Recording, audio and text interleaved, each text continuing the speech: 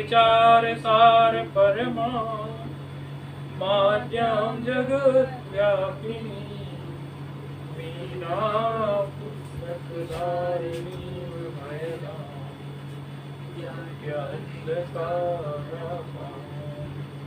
हस्ते स्फाटिक मालिकां विदधती पद्मासने संस्थितां वन्दे तां परमेश्वरीं भगवतीं बुद्धिप्रदां शारदां येनाक्षरसमाम्नाय विगम्यो महेश्वरा कीर्तनं व्याकरणं प्रोक्तं तस्मै पाणिनये नमः। वाक्यकारं वररुचिं भाष्यकारं पतञ्जलिं पाणिनिं सूत्रकारं च प्रणतोऽस्मि मुनिम्। नत्वा सरस्वतीं देवीं शुद्ध्यां पुण्यां करोम्यहं पाणिनीये प्रवेशाय लघुसिद्धान्तकौमुदी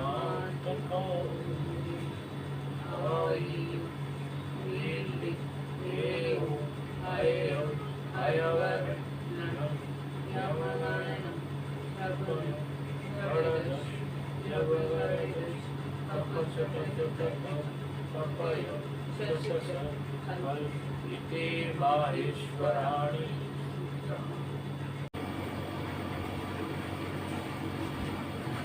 पूर्व के पाठ में हमने बहुश्रेयसी के रूप सिद्ध किए थे। बहुश्रेयसी के जो रूप सिद्ध हमने किए थे, इसमें कुछ विशेष सूत्र लगे थे। एक तो ये बहुश्रेयसी जो शब्द था, इसमें एक ही विशेष बात थी कि श्रेयसी शब्द स्त्रीलिंग है और समास में जब ये आ जाता है, बहुव्रीहि समास जब इसका हो जाता है, बहुत सी पत्नियां, बड़ी प्रशंसनीय पत्नियां हो, ऐसे व्यक्ति को बहुश्रेयसी कहते हैं। समास में आने से ये पुल्लिंग हो गया। तो फिर एक विचार ये आया था कि इसमें नदी संज्ञा इसकी कर पाएंगे कि नहीं कर पाएंगे, क्योंकि जो स्त्रीआख्याऊ नदी, तो यदि नित्य स्त्रीलिंग कोई शब्द हो, ऐसी स्थिति में नदी संज्ञा कर पाता था। इदंत उदंत तो मिल गया, एक इदंत में मिल गया, दीर्घिकारांत है, ई है दीर्घ की, लेकिन स्त्रीलिंग की बात आ गई थी, क्योंकि तो शब्द तो पुल्लिंग हो गया। तो उसके लिए वार्तिककार को वार्तिक पढ़ना हुआ। वार्तिककार ने वार्तिक पढ़ा, क्योंकि सूत्र से पर्याप्त नहीं था कहना। पाणिनि जी ने जो सूत्र से कहा था, उसके अनुसार तो इसकी नदी संज्ञा नहीं। इन वार्तिककार ने जो वार्तिक पढ़ा, उसमें कहा प्रथम लिंग ग्रहण। उन्होंने कहा कि जो उसका पहले लिंग रहा हो शब्द का, समास में आके भले वो शब्द गौण हो गया, क्योंकि बहुव्रीहि समास अन्य पद प्रधान होता है, तो गौण हो गया, तो वो भले गौण हो गया। ऐसी स्थिति में भी इसको आप जो है, जो उसका पूर्व में लिंग रहा हो उसी को मानिए। पूर्व में लिंग तो स्त्रीलिंग रहा था, तो हमने फिर बहुश्रेयसी को फिर स्त्रीलिंग के अनुसार ही उसकी नदी संज्ञा कर ली। ऐसा हमने देखा।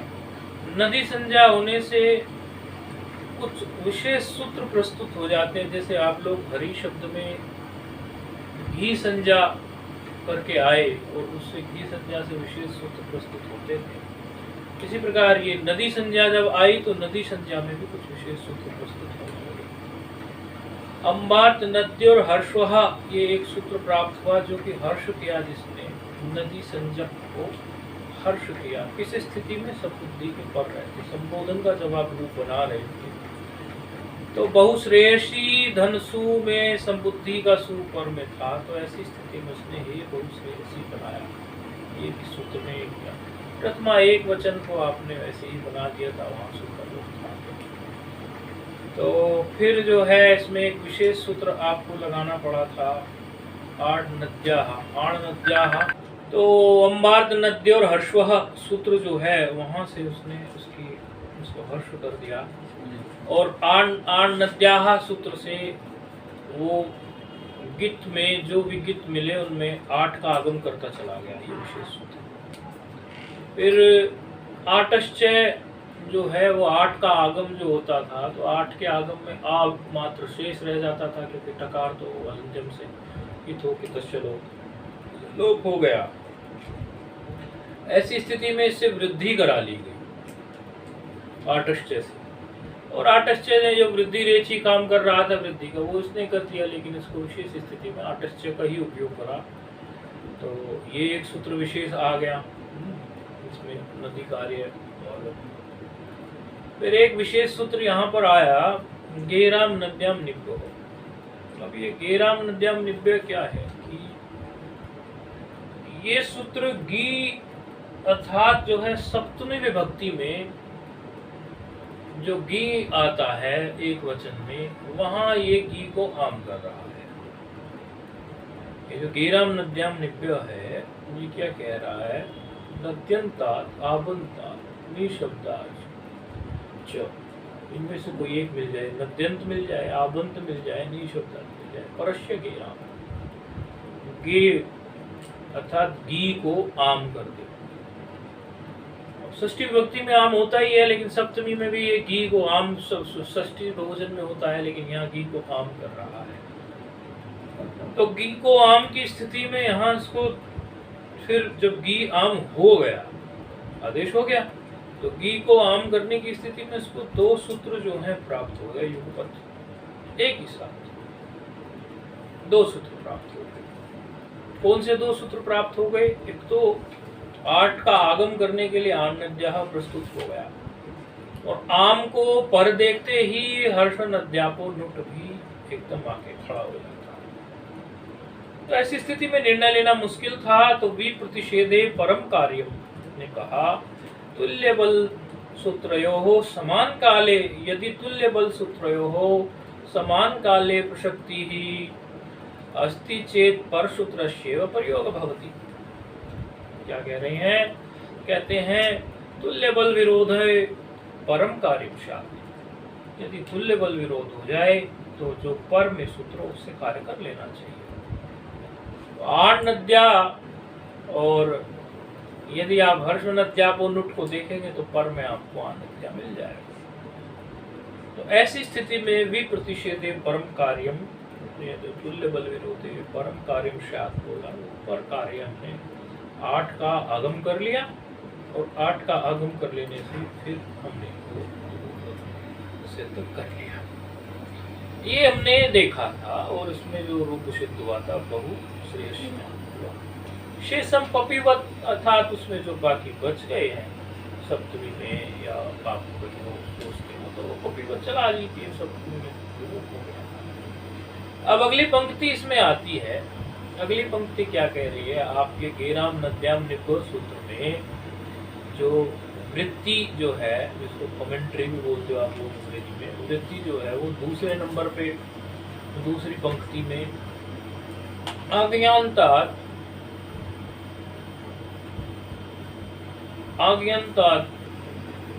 उसमें सु का लोप नहीं होता।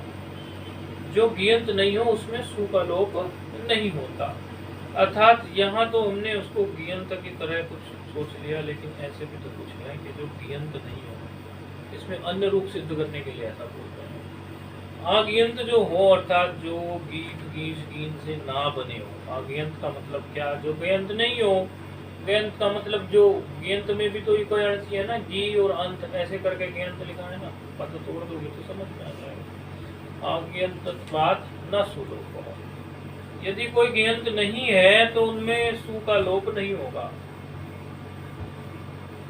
अब उसके लिए इसमें 4 नंबर टिप्पणी भी इन्होंने दी है कि ऐसे कौन कौन से मिलते हैं जो गियंत जैसे दिखते जरूर हैं, लेकिन वो गियंत होते नहीं। अर्थात वो गियंत के गिन से बने हुए नहीं होते। जो गियंत के गिन के स्त्री प्रत्यय होते हैं उनसे वो बने हुए नहीं होते। वो उणादि का सहारा लेके, ये उणादि जो है ये पाणिनि जी के, इसमें विवाद भी है।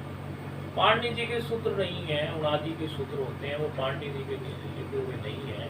लेकिन पाणिनि जी उनको भरपूर सहमति देते हैं व्याकरण जगत में, मैं उनको प्रामाणिक मानता हूँ। अर्थात उणादि सूत्रों से जो शब्द आप बनाओगे मैं उनको भी साधु मानता हूँ, असाधु शब्द नहीं मानता हूँ। इसीलिए यहाँ जो है उणादि से बने हुए कुछ शब्द हैं और उसमें उसी के लिए कहा उन्होंने कि वे गीप गीस गीन से नहीं बने हैं, वो आगियंत हैं, तो उनमें जो है सु का लोप नहीं होगा। 4 नंबर टिप्पणी में कुछ इस प्रकार का कहा, तथा चोक्तम, तथा चोक्तम अभितंत्री, देखो सब दीर्घिकारांत है। अभी एक शब्द है, तंत्री एक शब्द है, तरी एक शब्द है, लक्ष्मी एक शब्द है, थी, श्री, राम, उणादितः, उणादि से बने हैं ये। अपि स्त्रीलिंग वृत्ति नाम सौर लोप न कदाच, कोई बात जो मैंने बताई, ये कुछ शब्द है। अब इसमें से एक शब्द को इन्होंने अपनी वृत्ति में ले लिया, अतिलक्ष्मी, लक्ष्मी को ले लिया, बाकी और भी ऐसे हैं। टिप्पणीकार ने ये बात स्पष्ट कर कि ये दिखते जरूर है दीर्घिकारांत, देखते आप इनको गीत की से बना समझ के इनकी नदी संज्ञा कर बैठो, ऐसा एकदम नहीं कर बैठना। उसके लिए हमने बोला कि जैसे अति लक्ष्मी शब्द है, अति लक्ष्मी में लक्ष्मी ले लीजिए तो लक्ष्य दर्शने एक धातु है चुरादी गण की, इसमें उणादि का एक सूत्र लगा, लक्ष्येर मुठ च, सूत्र पाणिनि जी का नहीं है, पाणिनि जी के एज में से नहीं है, उणादि का है, लक्ष्येर मुठ च, तो ये प्रत्यय करता है फिर मुठ का आगम कर देता है, तो लक्ष्मी शब्द निष्पन्न हो जाता है, लक्ष्मी शब्द बन जाता है, लक्ष्मी। तो ऐसे लक्ष्मी शब्द बन गया और फिर समास कर लिया। उसमें समास क्या कर लिया कि उसमें समास ऐसा कर लिया कि लक्ष्मी का जो अतिक्रमण कर ले, लक्ष्मी का जो अतिक्रमण कर ले, ऐसे पुरुष को अति लक्ष्मी है। तो ये भी पुरुष में चला गया, ये शब्द भी पुरुष में चला गया, जैसे बहुश्रेयसी तो पुरुष में चला गया था, लेकिन इसमें सुलोभ नहीं है। ये बात इन्होंने बहुत अच्छी तरह से स्पष्ट कर दी कि इसमें आप सुलोभ मत समझ लेना, अभी आप इसमें ऐसा समझो कि इसमें सुलोभ है, क्योंकि बहुश्रेयसी में आपने सु का लोप कर लिया था, आपके पास सुलोप करने के लिए एक सुविधा उत्पन्न हो गई थी कि चलो उसको हम स्त्रीलिंग में ले लेंगे, तो एक सुविधा श्रेयसी शब्द को लेकर प्रथम लिंग से एक सुविधा इकट्ठी हो गई थी। लेकिन अति लक्ष्मी शब्द दिखने में भी ऐसा सा ही लगता है कि बहुश्रेयसी अति लक्ष्मी, लेकिन नहीं, वो वहां स्पष्ट कर दिया। तो अति लक्ष्मी धन सु की स्थिति जब होगी, समास इसमें हो गया, प्रातिपदिक संज्ञा हो गई, अति लक्ष्मी धन सु की स्थिति हो गई, गियंत है नहीं कुछ, तो ससजुसरु स्थिति आ गई, वही आपके सामने आप अनेकों बार देख चुके हो।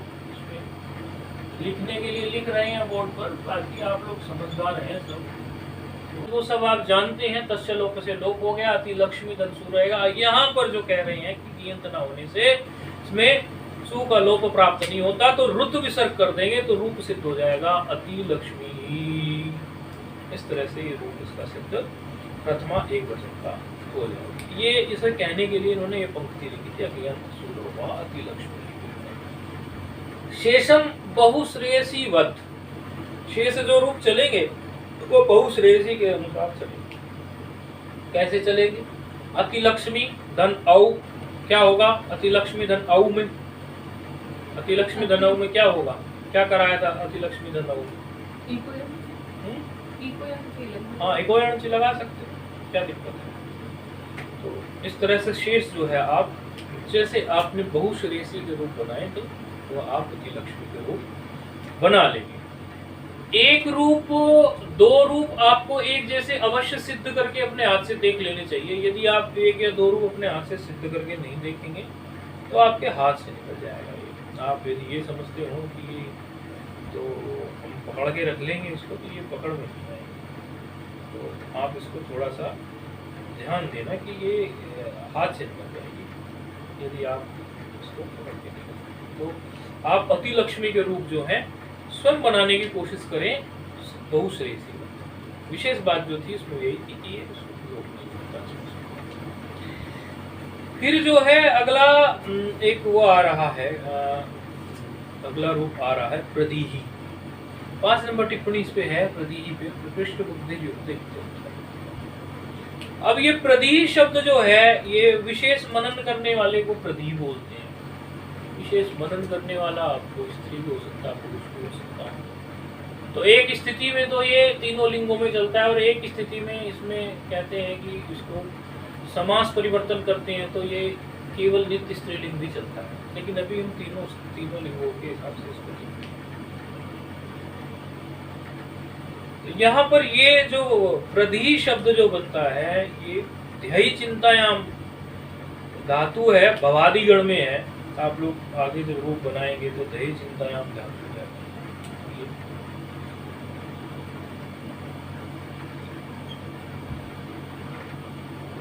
तो ये ध्ययी चिंतायाम धातु से यहाँ पर ये रूप सिद्ध होता है।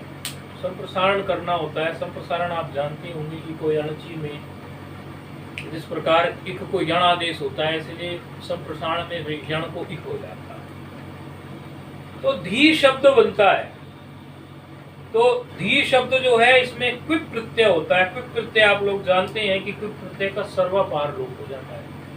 इसका पकार भी चला जाता है, वकार भी चला जाता है, ककार भी चला जाता है। तो क्विप प्रत्यय आता है, अपना जो क्विप प्रत्यय का गुण दे के चला जाता है, लेकिन वैसे जो है ये सर्वापहार लोप इसका हो जाता है। तो ऐसा करने से ये धी शब्द हमारा हुआ। और धी में हम प्रा उपसर्ग, आपने 22 उपसर्ग पढ़े हैं, उनमें एक प्रा उपसर्ग भी है। तो वहां से फिर ये प्रा उपसर्ग को लगा के ये रूप बना प्रधि। अब प्रधि धन स्थिति क्या है? प्रथमा एक वचन हम बनाने चले हैं। तो प्रधि धन सु। प्रधि धन सु की स्थिति में फिर से कहेंगे कि यहाँ गियंत ये है नहीं, तो गियंत नहीं है तो हल्ग्याभ्यो दीर्घात जो सूत्र हम पढ़ के आए हैं, श्रुति सी अप्रयुक्त हल से जो सु का लोप हमें मिलता था, वही तो भी बोला है पिछले इसमें व्यति लक्षण में कि वहां भी नहीं होगा। तो यहाँ भी नहीं होगा। तो स्थिति क्या है? प्रधि धन सु, रुत विसर्ग हो जाएगा तो रूप बन जाएगा प्रधि ही। ये तो आप बड़ी आसानी से देख सकते हैं। अब स्थिति एक विशेष आई है, विशेष स्थिति तो वही है लेकिन उसमें सूत्र विशेष आई है। प्रधिधन औ, प्रथमा द्विवचन। अब समझने की बात है। प्रधिधन औ, इस अवस्था में पूर्ण सवर्ण दीर्घ आपको प्राप्त है। पूर्व सवर्ण दीर्घ आपको बिल्कुल अच्छी तरह प्राप्त है, क्योंकि वो प्रथमा विभक्ति और द्वितीय विभक्ति में काम करता है और अक से पर में काम करता है।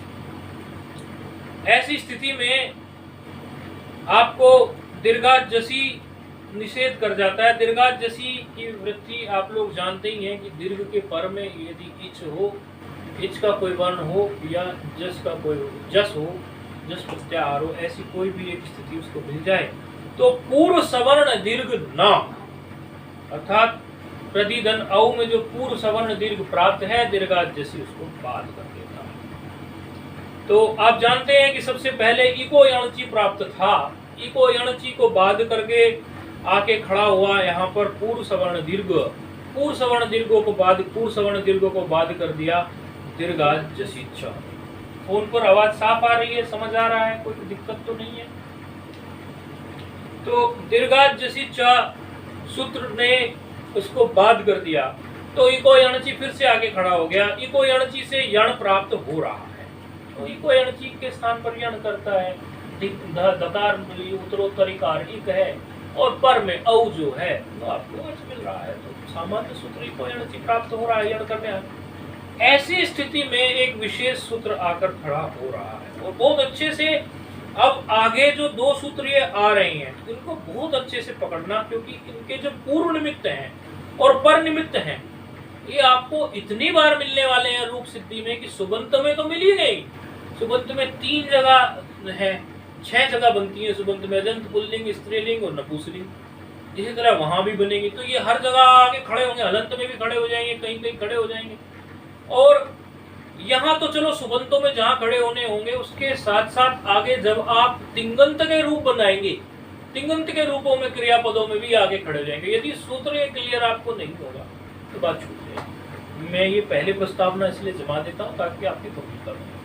तो सूत्र आ रहा है अचिष्णु धातु ब्रुवाम यवोरियंग वंगो।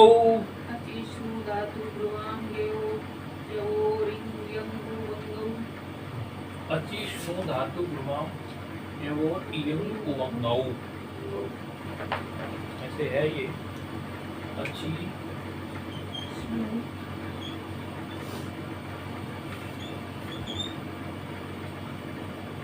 बड़ा महत्वपूर्ण सूत्र है। अच्छी स्नु धातु ब्रुवाम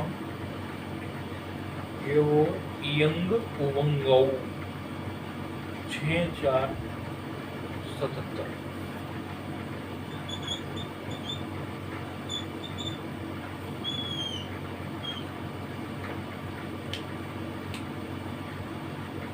सरल है, बस ध्यान दो। अच्छी सप्तमी है, तो ये बात आप अच्छी तरह से कैच करने लगे हैं कि अच के पर रहते कुछ कार्य होना, और वैसे भी अच की स्थिति ही है। अभी देखिए हमने कह रहे हैं कोई स्नु प्रत्यांत हो, कोई स्नु प्रत्यांत हो, लिखा है वृत्ति में स्नु प्रत्यांतस्य, ई वर्ण हो या उ वर्ण हो, स्नु प्रत्यांत हो, ई वर्ण हो या उ वर्ण हो, ऐसी कोई धातु हो, स्नु प्रत्यांत धातु हो, ई वर्णांत धातु हो या उ वर्णांत धातु हो, ब्रू रूप कोई अंग हो, ऐसा कुछ हो, तो इनके स्थान पर ऐसे जो अंग है, स्नु प्रत्यांत कोई हो, ई वर्णांत हो, उ वर्णांत हो, भ्रू हो, इस प्रकार का यदि कुछ है तो इनके अंगों के स्थान पर इयंग और जी ये आगे मिलेगा, ये आगे मिलेगा। इस पे बिल्कुल आपको चिंतन करने की जरूरत नहीं है। आगे आपको ब्रह्मो अनवस्थाने दिवादिगण में धातु मिलेगी, तब भ्रू के रूप जो उस समय पे बनाएंगे, उसमें कोई चिंता नहीं। हाँ, आगे ये ब्रह्मो अनवस्थाने के नाम से है प्रसिद्ध, ब्रह्मो अनवस्थाने दिवादिगण में इस नाम से मिल जाएगी आपको। तो जब रूप बनाएंगे तब देख लेंगे। वो तो होता ही है, एक सूत्र को कई जगह उपयोग होता है तो एक जगह उसका एक उपयोग दिखाते हैं, बाकी अनेक उपयोग उसके आते हैं, तब उस पर और गंभीरता से विचार हो जाता है। तो यह हमें जो हमारा जो निमित्त यहाँ पर बन रहा है वो क्या बन रहा है, ई वाला। हमारा जो निमित्त बन रहा है यहाँ पर वो क्या बन रहा है, ई वाला। अच्छा, इयंग और उवंग दो आदेश किए इन्होंने, तो इकार वाले को इयंग आदेश हो जाएगा और उकार वाले को उवंग आदेश हो जाएगा। यह इकार वाला जो होगा उसको इयंग आदेश हो जाएगा और उकार वाला उवर्णांत होगा तो उसको हमारा जो है वो उवंग आदेश हो जाएगा।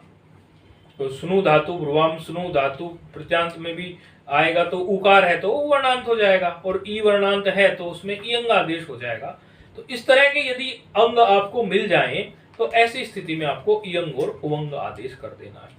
अच्छा, इयंग और उवंग जो हैं, ये इयंग और उवंग अनेकल वाले हैं कि नहीं है, ये सब तो आप लोगों को दिख ही रहा है कि ये अनेकल वाले हैं।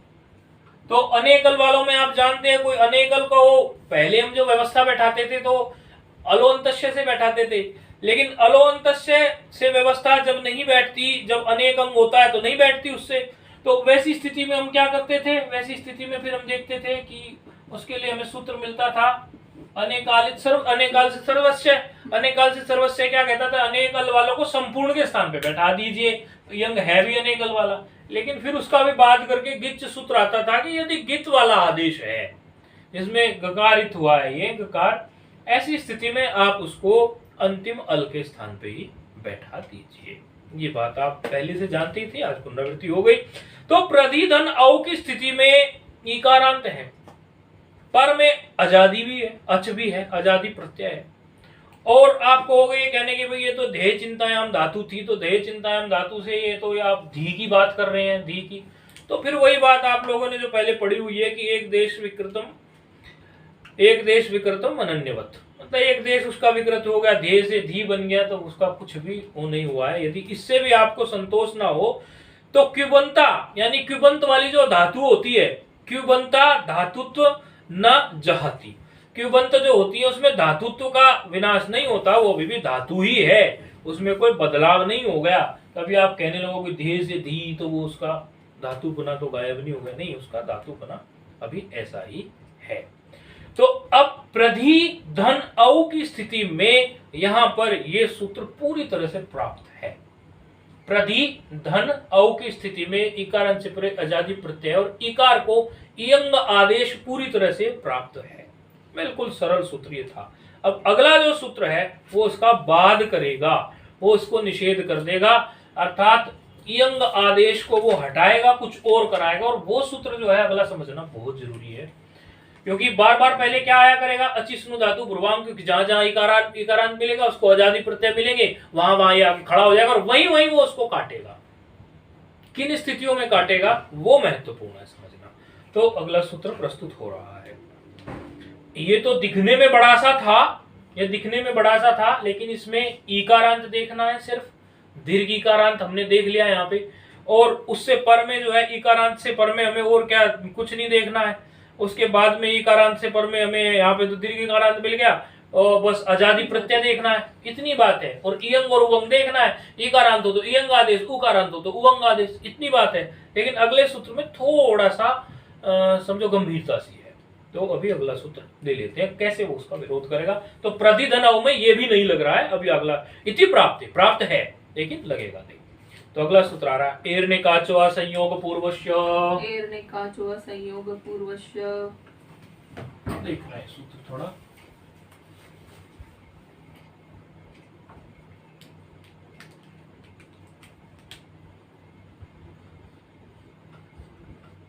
ये सूत्र आप लोगों ने पकड़ लिया, एर्ने काचो संयोग पूर्वस्य ठीक से, हर एंगल से।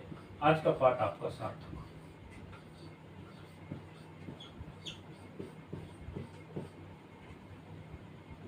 हर एंगल से पकड़ना, वैसे तो सामान्य है लेकिन दो तीन बातें उसमें आ जाती हैं, तो यदि उसको हर एंगल से पकड़ लेते हैं तो जब आगे हम रूप बनाते हैं तो ये रहता है कि ये सूत्र यहाँ क्यों लग गया और यहाँ क्यों नहीं लगा। वैसे तो अर्थ सामान्य ही होता है।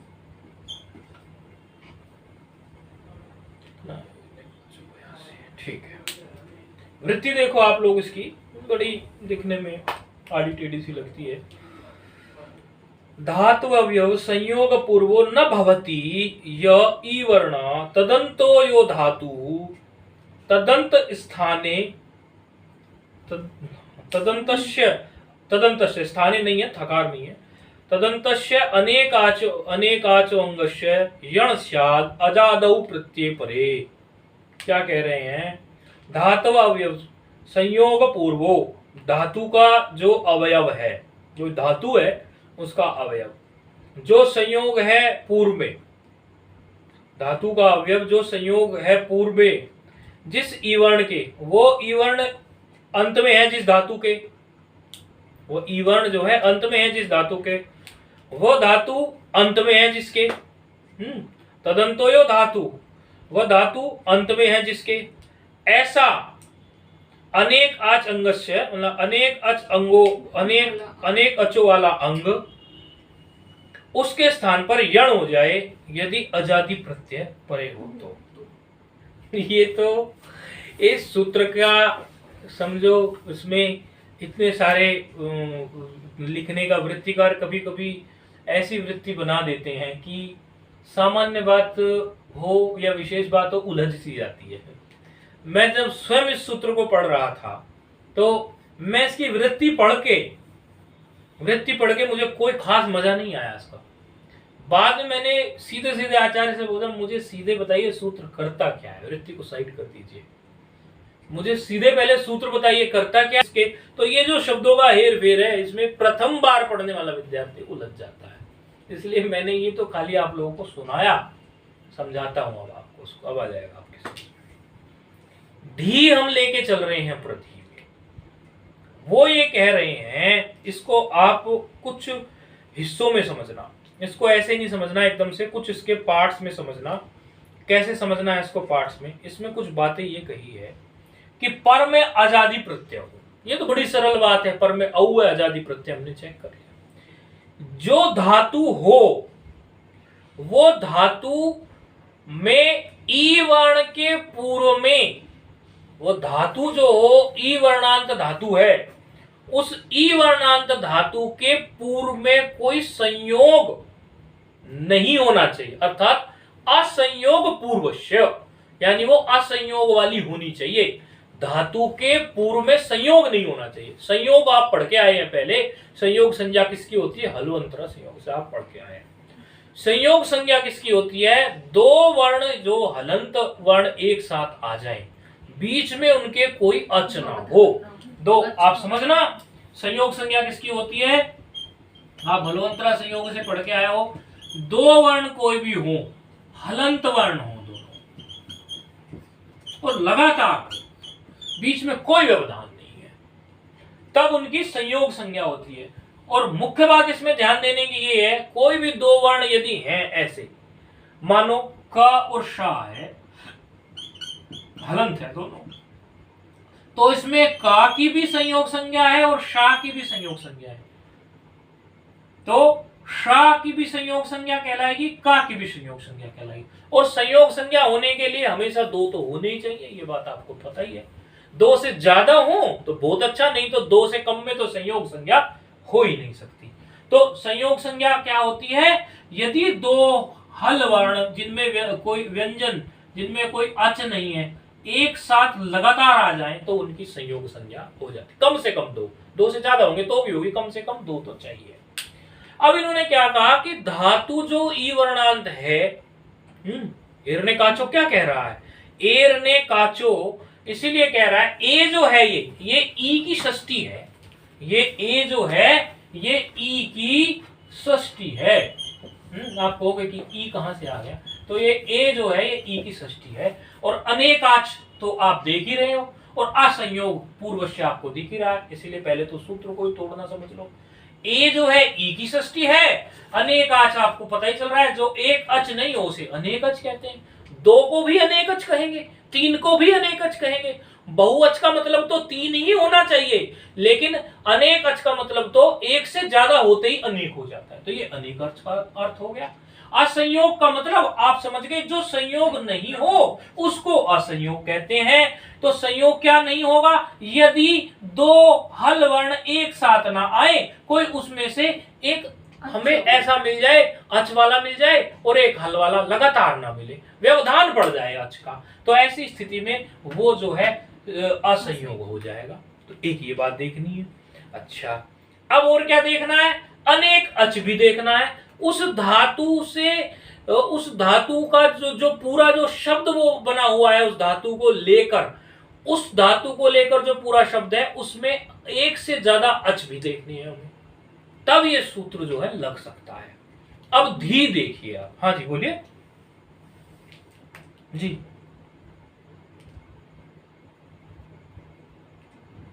अब वहीं आएंगे, बहुत बढ़िया प्रश्न है, और ऐसे प्रश्न जब खड़े करोगे तभी सूत्र अच्छे से समझ में आता है। प्रधि में प्रा का जो आपने पूछा, अभी वहीं आ रहे हैं। तो अब जो हम ये प्रधि शब्द में इसको घटाने चलते हैं, अब घटाएंगे तो बता देंगे। अब ये हमने सूत्र को समझ लिया, अनेक अच देखना है और असंयोग देखना है, इकारांत है, अजादि प्रत्यय पर में है, ये सारी शर्तें हमें इसमें देखनी है। अब प्रधि शब्द को ले लेते हैं, वही हमारा चल रहा है। तो प्रधि शब्द क्या है देखिए, अब मैं से जी बोलिए।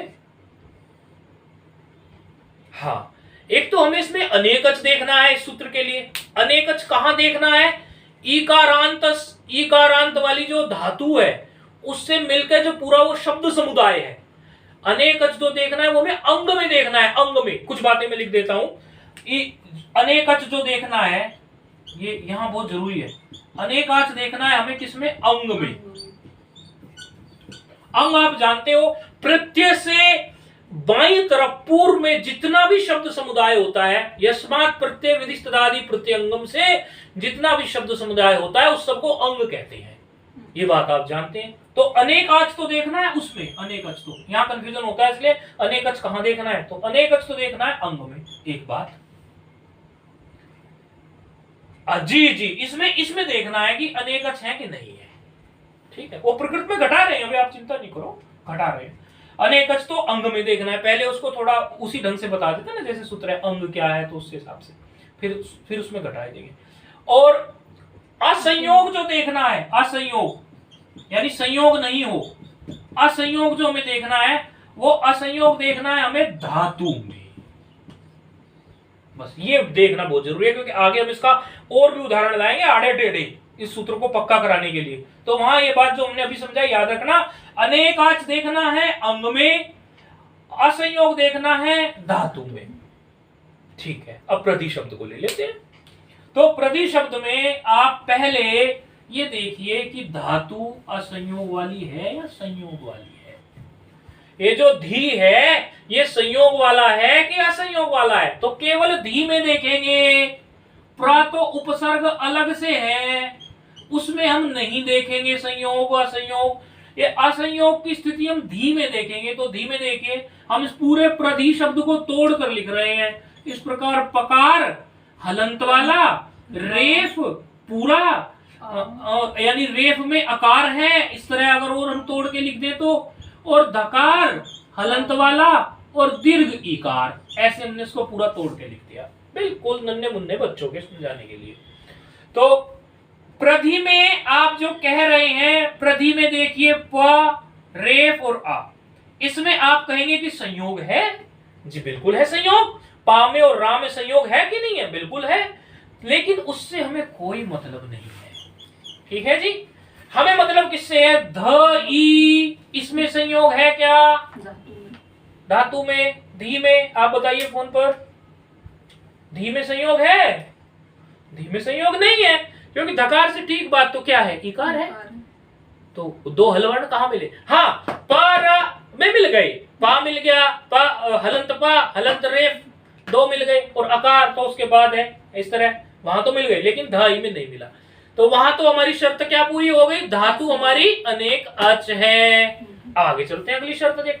अच्छा, पर में आजादी तो कोई भी देख लेगा, आओ मिल गया वो, तो उसे तो बताने की जरूरत नहीं है। अब हम देखते हैं अब कि इसमें अनेक अच है कि नहीं है। तो अनेक अच की जब आप काउंटिंग शुरू करेंगे तो ई को भी ले लेना। यहां गलती कर देते हैं लोग, पूरे अंग में देखने हैं। फिर ये मत छोड़ना कि इकारांत को छोड़कर अनेक अच गिनने लगो, फिर तो अनेक अच भी नहीं मिलने वाले। यदि आपने इकारांत छोड़ दिया फिर तो आपको एक अकार मात्र मिला, अकार तो एक ही अच हो गया, अनेक कहां हुआ। अर्थात अनेक अच पूरे अंग में देखने हैं। जब आप पूरे अंग में देखेंगे प्रति में, तो रेफ उत्तरोत्तर अकार एक अच है और धकार उत्तरोत्तर इकार दूसरा अच है, अर्थात अनेक अच की भी शर्त पूरी हमारी हो गई। बस सूत्र में कुछ बचा ही नहीं है। बाकी और कुछ इसके उदाहरण उठाएंगे, उसमें हम बता देंगे ये बात। यहां तक समझ में आ गई? और पर जी ठीक है। अब इसका हम थोड़े से उदाहरण जो है कुछ इस प्रकार के लेंगे, क्योंकि ये इसी में ये आगे लेने वाले हैं। फिर ये बाद में कहेंगे रूप सिद्ध करने के बाद बोलेंगे, तो रूप सिद्ध करने के बाद बोलने की बजाय मेरा ये मानना है कि जब यही विषय चल रहा है कि क्या इसमें अनेक अच होना चाहिए, क्या इसमें, तो इसको ले लेना ही। तो आप देखो लघु खोलकर इसमें क्या करेंगे, अभी ये एर ने काचो संयोग पूर्वस्य में पहले सूत्र को समझाकर फिर ये क्या कर देंगे, यहाँ पर रूप सिद्ध कर देंगे। प्रध्यौ प्रध्यह प्रध्यम ये सब करके शेषम प्रपिवत बोलकर फिर इसको पूरा सिद्ध करके फिर ये क्या कहेंगे, अनेक, देख रहे हो वृत्ति में, अनेकाचह किम, फिर बोलेंगे, फिर उसको बताएंगे, फिर कहेंगे असंयोग पूर्वस्य किम, फिर बोलेंगे। तो अब अनेकच और असंयोग की बात चल रही है, तो अनेकच और असंयोग की बात को अभी और अच्छे से जो उदाहरण इसमें लास्ट में उठाएंगे, प्रति का रूप तो हम सिद्ध कर ही देंगे, अभी जो है उठाएंगे उनको हम अभी का अभी ले लेते हैं पहले ही। अच्छा, और उदाहरण ले लेंगे कि ऐसी भी कोई धातु है क्या जिसमें संयोग है, क्योंकि यहां तो क्या है, शर्त पूरी हो गई, असंयोग वाली धातु मिल गई, अनेक अच मिल गई, तो सीधे सीधे इकार को हमारा क्या आदेश हो जाएगा, यण आदेश हो जाएगा। यही तो कह रहे हैं वृत्ति, इसकी वृत्ति कह रही है यदि ऐसा हो जाए तो उसको यण आदेश कर देना। तो क्या करेंगे, प्रतिधन औ की स्थिति है तो उसमें इकार के स्थान पर यण आदेश, तो यण आदेश में क्या करते हैं, इकार के स्थान पर यकार होता है तो यकार आदेश कर देंगे, तो प्रधि में प्रध यकार आदेश हो गया, औ को मिला देंगे तो प्रध्यौ रूप सिद्ध हो गया, कोई बड़ी बात नहीं है। दूसरा रूप आप सिद्ध करने चलेंगे कि प्रधि प्रधि फिर धन क्या है, सुओजस है, उसमें क्या है, तो सुओजस में भी आप अस रह गया, अस में भी क्या करेंगे, वो भी वही स्थिति है, पर में आजादी प्रत्यय है, अस भी तो आजादी है, और जो है ये एरने का चौका सूत्र यहाँ लग रहा है तो वहां प्रत्यय बन जाएगा, वो भी आप बना लेंगे, उसमें कोई कठिनाई नहीं आने वाली। अच्छा, फिर आप आगे बनाने चलेंगे उसकी द्वितीय में, तो द्वितीय में आप अमी पूर्व लगाते हैं, तो अमी पूर्व को भी छोड़ दीजिए, अमी पूर्व लगाने की बजाय आप इसी को लगा दीजिए, क्योंकि अमी पूर्व तो पूर्व रूप कर देता, वहां भी ऐसे ही आप रूप सिद्ध कर लिए, वहां भी आपका रूप ऐसे ही सिद्ध हो जाएगा जैसे जैसे यहाँ हुआ। अभी आजादी प्रत्यय, अम भी तो आजादी प्रत्यय है, अम भी आजादी प्रत्यय है, तो वहां भी आपको यण आदेश कर दीजिए, क्रम वही है, सबसे पहले एक एणची आएगा, उसका बात करेगा अचिस्नु धातु ब्रुवांग यंग वंगौ, फिर जो है एरने काचो आगे बात करेगा तो वहां पे प्रध्यम बन जाएगा। फिर उसमें द्विवचन में आप, उसके द्विवचन में आप जानते ही हैं औ है, अभी बना के आए थे वो बना लोगे आप। फिर उसके बहुवचन में फिर क्या आ गया, सुओजस अमौट शस, शस में क्या रह गया, शस में रह गया अश। अब शस में अश का आप जानते ही हैं हम क्या करते आते हैं, पहले आप इसमें क्या करिए, एरने काचो लगा लीजिए, एरने काचो से यण आदेश कर लीजिए, तो यण आदेश करके क्या हो गया, प्रत्यय है कि नहीं। अब यहाँ ये देखो तस्मात् छसोनः पुंसी लग जाएगा क्या, नहीं। बताए कोई फोन पे बताएगा, तस्मात् छसोनः पुंसी लग जाएगा क्या।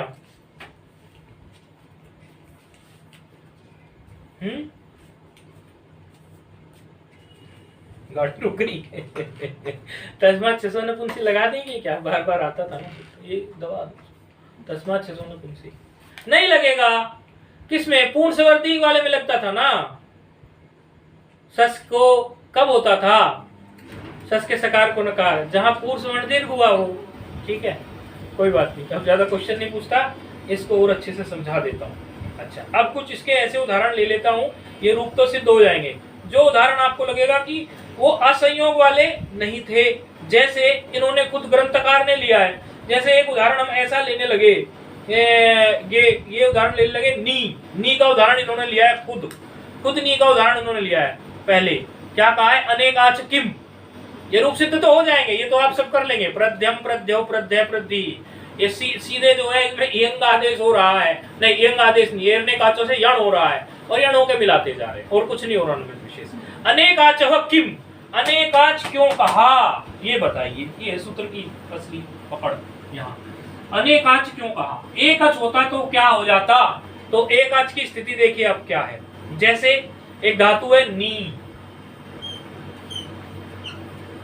है, अब नी धातु में भी आप उसी तरह अजादि प्रत्यय पर में लाओगे, अजादि प्रत्यय प्रथमा एक वचन में औ ही आ जाता है, प्रथमा द्विवचन में औ आ जाता है। तो ऐसी स्थिति में जब आप लेके आओगे औ, तो सबसे पहले आपका वही आएगा, अचिस्नु धातु ब्रुवांग यंग वंगौ। फिर उसका बात करने के लिए दूसरा सूत्र आने के लिए खड़ा होगा, तो देखो क्या वो दूसरा सूत्र लगेगा कि नहीं लगेगा, जो भी पढ़ा हमें, एरने काचो असंयोग पूर्वज से। तो नी में इकारांत भी है, असंयोग भी है। संयोग कहाँ है, नकार और इकार है, लेकिन अनेक अच नहीं है। बात समझ में आई। तो जब अनेक अच नहीं है तो एरने काचो सूत्र नहीं लगेगा, और जब एरने काचो सूत्र नहीं लगेगा तो जो सूत्र पहले प्राप्त था, अचिस्नु धातु ब्रुवाम योर इयम वंगौ से क्या हो जाएगा, इकारांत को इयंग आदेश हो जाएगा। जब भी ऐसी स्थिति खड़ी हो जाए इयंग आदेश हो जाएगा। इयंग आदेश का मतलब क्या है, इकार के स्थान पे नी धन औ है, ऐसी स्थिति में इकार के स्थान पर इयंग आदेश कर दीजिए जी। संयोग नहीं है, यानी असंयोग वाली है, हम ये कहना चाह रहे हैं, नी असंयोग वाली है, लेकिन असंयोग वाली होने के बावजूद भी एरने काचो सूत्र इसमें नहीं लग रहा है। क्यों नहीं लग रहा है, क्योंकि अनेकच वाली नहीं है, एक शब्द मिस कर दी, ये कहना चाह रहे हैं। ठीक है, अब जब ना और इयंग आदेश इसमें कर दोगे तो इयंग आदेश से ये नकार तो चला गया और ये भी चला गया, तो ना और ये मात्र शेष रह गया, ये और औ रह गया। तो ऐसी स्थिति में रूप आपका क्या सिद्ध होगा, नियौ, नियौ नहीं नियौ। तो आप देखोगे इसमें इयंग आदेश हो गया, इयंग, क्योंकि इसने जो एरने काचों की शर्त थी वो पूरी नहीं की। अब कह रहे हैं कि आपने अनेकाच वाला तो एक उदाहरण दे दिया, अब हमें ये बता दीजिए आप कि असंयोग पूर्वस्य किम, असंयोग पूर्व वाली बात आपने क्यों कही। बोले अब की बार आपको संयोग वाली धातु दिखा देते हैं, बात ही पूरी हो जाएगी। अभी तक आप सब असंयोग देख रहे हो ना, तो अभी आपको एक दो संयोग की धातु दिखा देते हैं। तो संयोग की धातु में ये देखिए आप, श्री शब्द है, सु उसमें पूर्व में है और श्री शब्द है, श्री। अब श्री में देखिए संयोग है कि नहीं है, धातु में संयोग मिल गया कि नहीं मिल गया, श्री शब्द, श्री में, श्री धातु में देख रहे हैं आप, संयोग है कि नहीं है, फोन पर आ रही ना बात, संयोग है कि नहीं, शाह और रा से बनी कि नहीं बनी है, तो संयोग है। संयोग मिल गया तो असंयोग नहीं है, असंयोग नहीं है तो एरने काचो नहीं लगेगा, और एरने काचो नहीं लगेगा तो क्या आदेश हो जाएगा, इयंग आदेश हो जाएगा। एरने काचो नहीं लगेगा, क्या हो जाएगा, इयंग आदेश हो जाएगा। ऐसे तो जहां भी आपको संयोग मिल जाए वहां वहां आप इयंग आदेश कर देंगे, और जहां असंयोग हो धातु में वहां आप असंयोग, जहां मिल जाएगा वहां आप एरने काचो लगाएंगे, और जहां असंयोग नहीं लगेगा वहां आप इयंग आदेश कर देंगे। अच्छा, रूप देखकर आप ये कैसे पहचान करोगे कि ये रूप इयंग आदेश से बना है या एरने काचो सूत्र से बना है? यदि आपके सामने कोई रूप रख दिया और वो दीर्घ वाला ही है, अब देखिए सुश्री ये भी दीर्घिकारांत है, प्रधि भी दीर्घिकारांत है, आप ये कैसे मानोगे कि ये जो है ये एरने काचो से बना हुआ रूप है या ये असंयोग पूर्व या ये अचिष्णु धातु भ्रुवाम से बना हुआ रूप है? जैसे आपकी पुस्तक में लघु सिद्धांत कौमुदी में ही आपको ये रूप मिल रहे हैं प्रधि के, तो प्रधि के रूप में आप देख रहे हैं प्रध्यौ, प्रध्यः, प्रध्यम, प्रध्यौ, प्रध्यय, प्रध्यया, इस तरह के रूप आप लोगों के सामने दिख रहे हैं। और इधर आप देख रहे हो, देखो प्रथमा के द्विवचन का जो रूप है प्रधि का वो क्या है, प्रध्यौ है, ऐसे प्रध्यौ है। और इसमें जो है और यदि आप रूप देख लोगे इकारांत के प्रध्यय, इकारांत ये दिख रहे हैं आपको, लेकिन जब आप इसमें देखते हो इयंग आदेश वाला, इयंग आदेश वाला, तो आप देखोगे कि इयंग आदेश जहां हुआ है, इयंग आदेश में आपको यण तो हुआ नहीं है, तो इयंग में यकार तो मिल ही जाएगा, क्योंकि इयंग में भी यकार है, यण में भी यकार था, तो यहां से तो पहचान करोगे नहीं, यकार तो दोनों में मिल गया, पहचान हो जाएगी आपको कि ये दीर्घ की बजाय हर्ष हो गया है। देखो था क्या, था क्या वो सुश्री शब्द जो था या नी शब्द जो था वो दीर्घ था कि नहीं था? नी शब्द या सुश्री शब्द उसमें दीर्घ था कि नहीं था? लेकिन जब इयंग आदेश हुआ तो इयंग आदेश जो है दीर्घ इकार की जगह हर्ष इकार होता है कि नहीं? इयंग में हर्ष इकार होता है, तो हर्ष इकार हो गया। तो आप देखो रूप में, देखो ये नियऊ लिखा है, ये नी धन औ था, तो दीर्घ इकारांत था कि नहीं था? नी धन औ, और वो दीर्घ इकारांत से जब इयंग आदेश हुआ तो वो हर्ष इकारांत आ गया कि नहीं? इसी तरह देखो अपनी पुस्तक में सुश्रीयऊ, सुश्रीयऊ में भी ये सुश्री था, दीर्घ था, लेकिन क्या हो गया, हर्ष हो गया, सुश्री ऐसे। बात समझ में आई फोन पर क्या बोला मैंने? तो ये भी पहचानने का एक तरीका है। तो असंयोग की बात इन्होंने दिखा दी और इन्होंने अनेकाच की भी बता दी। अनेकाच इसलिए है हमारा कि यदि इसमें अनेकाच नहीं बोलते तो ये नियव रूप नहीं बनता ऐसा, तो फिर इसमें भी यहाँ पर भी इसको क्या हो जाता, यण आदेश हो जाता, और यण आदेश होने से रूप भी ऐसा नहीं बनता।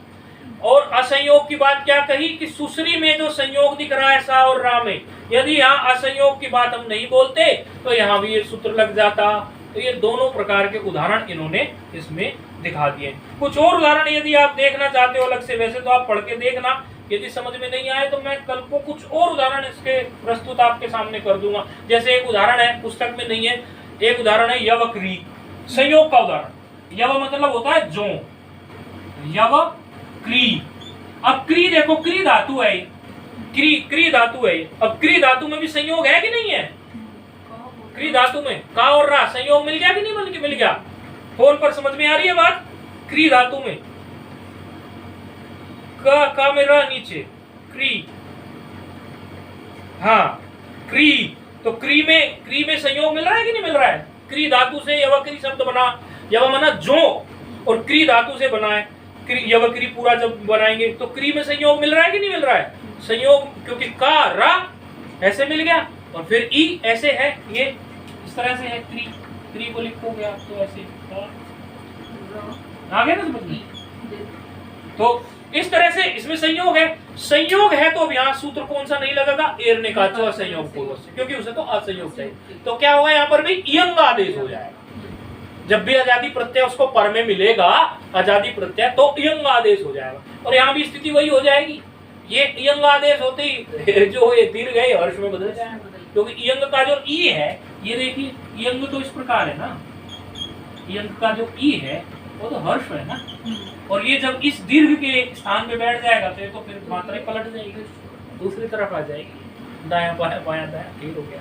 तो ये पहचानने का ही एक तरीका होगा। तो इस सूत्र में विशेष बात जो थी वो हमने आप लोगों को बता दी। बाकी है इसकी रूप सिद्धि की बात। तो रूप सिद्धि में सामान्य आप इसको प्रधि शब्द में यही करते चले जाएंगे आप, और आपको कुछ भी नहीं करना है। सीधे सीधे आप प्रधि शब्द में क्या करते चले जाएंगे, यण आदेश करते जाएंगे। और यण आदेश करते ही एक तरह से देखो तो आप इको यणची वाला ही काम है, लेकिन इको यणची वाले काम को इन्होंने विशेष स्थिति में इस सूत्र से करा दिया। ऐसा तो कई जगह आप देख ही रहे हो, आटस्थ से काम करा दिया वृद्धि का, ऐसा तो आप देख के आए।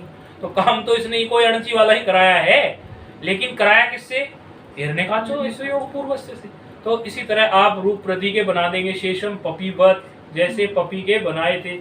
एवं ग्रामणी ही, ग्रामणी किसको बोलते हैं, जो ग्राम के नायक हो। अब ग्राम का नायक, अब वो जो पुष्पा माता है वो तो ये बोला करती है कि ये ग्रामणी शब्द जो है इसको तो हम बिल्कुल नहीं, इसको तो हम समझे बिल्कुल नित्य स्त्रीलिंग नहीं चला सकते, ना नित्य पुल्लिंग चला सकते, हम नहीं चला सकते। वो बोला करती है, बोले ग्रामणी का मतलब होता है ग्राम का प्रधान।